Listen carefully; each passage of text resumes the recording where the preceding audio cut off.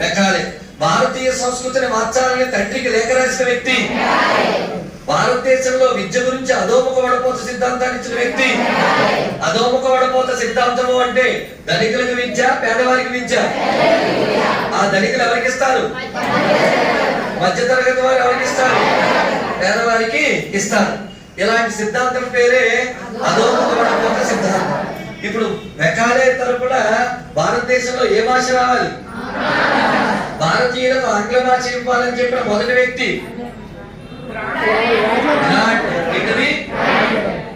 ఇది ఉద్యోగం వచ్చే వాళ్ళ యొక్క ప్రవర్తన. వెంటనే మెకాలే అల్లరి చూసారా, సగం గెలిచేశారు విద్యార్థులు.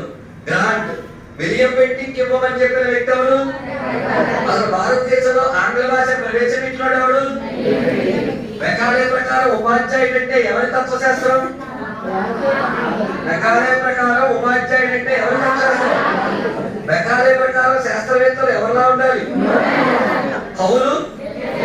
కాబట్టి ముగ్గురికి నమస్కరించిన వ్యక్తి, వివాదాలను పరిష్కరించడానికి వచ్చిన వ్యక్తి. Very good. ఇది మెకాలే. అంటే ఫైనల్ గా ఫలితం ఏంటో చూద్దాం.